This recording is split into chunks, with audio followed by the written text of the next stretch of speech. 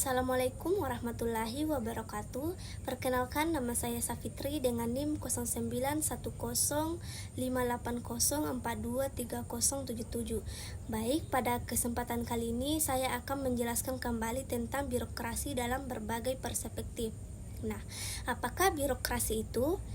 Sebagaimana telah sedikit disinggung di muka, institusi birokrasi merupakan ruang mesin negara.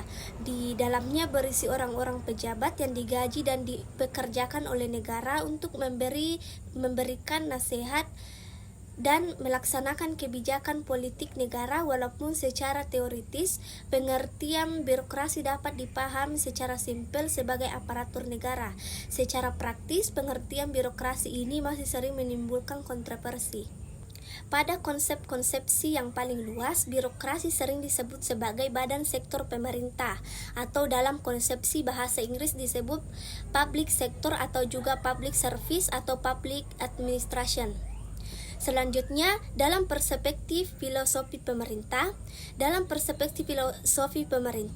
tidak ada suatu manusia pun di dalam ini yang dapat hidup sendirian. Siapapun pasti membutuhkan orang lain untuk mencapai keinginan atau kebutuhannya. Karena kesadaran inilah maka manusia hidup dalam suatu komunitas sosial yang terdiri dari sejumlah manusia yang hidup dan saling bekerja sama satu sama lain. Komunitas sosial ini yang kemudian menjelma menjadi apa yang kini kita sebut negara statis setelah para anggota komunitas itu sepakat mengadakan kontrak sosial untuk hidup bersama. Akan tetapi karena masing-masing individu memiliki keinginan atau interest yang berbeda, maka masyarakat dalam suatu komunitas seringkali menemui berbagai macam problem atau konflik antar individu dan kelompok yang ada dalam komunitas itu. Selanjutnya, teori birokrasi Weber, konsepsi dan telah kritis.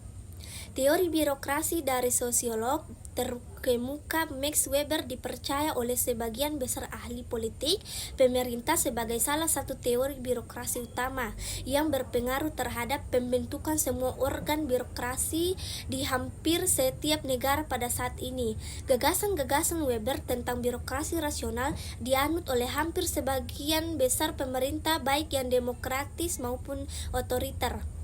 Weber memandang bahwa fenomena birokrasi dapat melihat dalam konteks teori sosial action. Menurut dia, semua aktivitas manusia pada dasarnya digerakkan oleh maksud tertentu atau mengadili agar kita bisa memahami dan menjelaskan suatu aksi-aksi atau aktivitas. Maka, maksud dari motivasi yang ada di belakang aktivitas itu harus pula dimengerti. Weber 1978 mengidentifikasi beberapa tipe aktivitas yang dibedakan oleh maksud yang ada di belakangnya, yakni efekti atau efektivitas, tradisional atau tradisional, nilai rasional atau volusional, dan instrumental rasional atau instrumental rasional. Selanjutnya, peran dan fungsi spesifik birokrasi.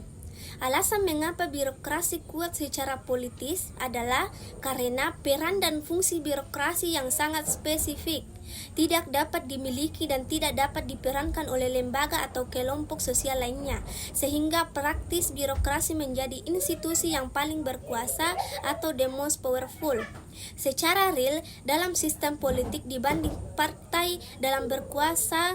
Sekalipun birokrasi memiliki medan jelajah macam posisi di struktur sistem politik, peran itu tidak banyak terbatas pada sektor suprastruktur, melainkan juga walaupun tidak secara formal pada infrastruktur politik. Terakhir, kesimpulan. Apapun adanya birokrasi kita, mereka adalah alat negara yang sangat penting dan kita butuhkan agar birokrasi di negara kita dapat memiliki kinerja yang dapat dibanggakan masyarakat. Berbagai macam pilihan untuk meningkatkan kinerja birokrasi dalam tersedia dan dibahas oleh berbagai ahli, tinggal bagaimana kita bersikap terhadap berbagai macam pilihan itu. Baik, sekian dari saya. Wassalamualaikum warahmatullahi wabarakatuh.